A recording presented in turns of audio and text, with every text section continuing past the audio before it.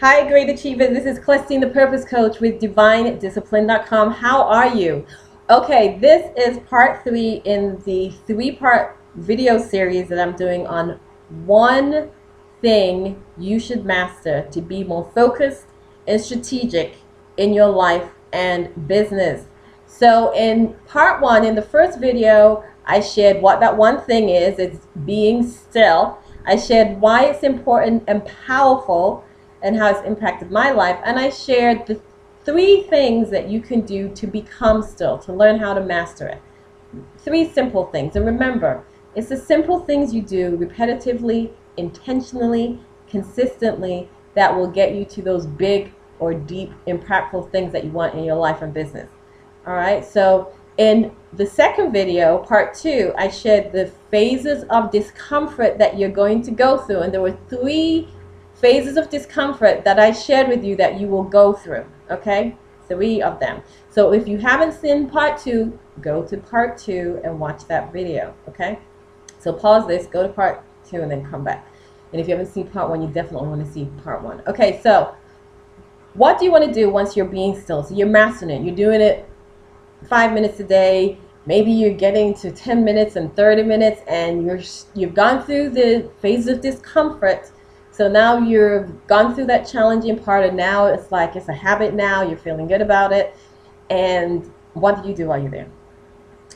Okay, so here's 3 things. There's a few things, but I just wanted to share 3 things that you can do in your be still moment, in that quiet time, okay? Besides being quiet, okay?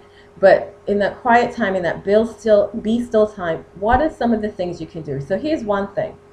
Spend time with God. It might seem obvious, but you know, some of us, Christian or not, we tend to be so busy, right? And hey God, it's me. Okay, see you later. Oh, and make sure you take care of me through the day. And that's what a lot of us do sometimes. But it's really good once you've quieted that mental chatter. Now you're going to be able to feel God's presence more. Sometimes you do and sometimes you don't, and when you don't, it doesn't mean that he's not there, because he says he's always with us. But what it does mean is your hearing is going to go to an amazing level. Your spiritual hearing, you're hearing what your next step should be. Okay, so 1, spend time with God. Pray, read the word, take a walk in the park or on the beach with God. Talk to him. All right, spend time with God. Your mind will be more focused on him, and you will get more out of it. Instead of just going into prayer, reading the word, and your mind going all over the place. I know how that ends. I've been there. But once you start to master being still, your mind is going to be more focused. Your mind's going to be more focused. And you'll be more strategic, because you'll be more aware of things. You'll be able to hear things. You'll be able to sense things better. And you'll be able to be more in the flow of the Holy Spirit.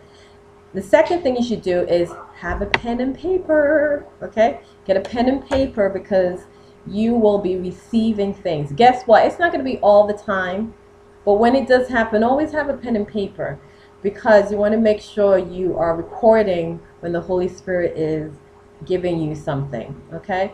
And then the third thing during your be still period is journal. Sometimes you might not be able to sense or hear something, so sometimes you need to do an extra step to detangle your mind and quiet the chatter. So what I do often, because I have an active mind, it's, you know, I'm a creative person, I'm always got ideas coming, I'm energetic, and so sometimes I have to do the extra step of journaling, okay? And when you journal, what tends to happen when you journal is it helps your mind to do this and focus. And what happens is my mind might be a little cluttered, and especially if I'm frustrated, I like to write. But what starts to happen is the tone of my writing starts to change, and then I start to write things in answer to what I've been looking for. So by the time I get to the end of my journaling in the be still period, I have the answer that I'm looking for, or I have inspiration, or I have my next program, or my next video, or my next blog, or my next speech, or my next idea for my client or whatever it might be. Okay, so those are three things important things that you should do in your Be Still period. So this is Celestine, the Purpose Coach with DivineDiscipline.com. I thoroughly hope that you thoroughly enjoyed this 3-part series. Share it with your friends. Share it, send it through email or on social media. Don't keep it to yourself. Share it with at least 3 friends. And please connect with me. I love people. I love you, and I want us to connect. So go to Facebook, my fan page, Celestine the Purpose Coach, or Twitter, it's Coach Celestine, or LinkedIn is Celestine Herbert, and let's connect. Or better yet, go to my website, DivineDiscipline.com, and sign up. I have several mailing lists where you can get additional video series or get invited to some of my teleconferences that I have. I have some amazing people that I interview in some of my teleconferences. Or take a look at my product page. I've got some products that can really help to empower you and move you forward and help you with being still, or help you with being more focused and strategic. Or you can go to my meeting planner page to book me for your next event. I know you got some events coming up and you need a powerful speaker. You can invite me to that.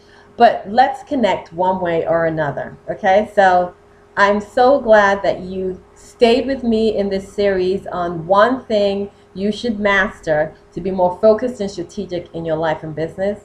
So I'm signing off. This is Celestine, the Purpose Coach with DivineDiscipline.com. I love you, smooches. Until the next time, bye-bye.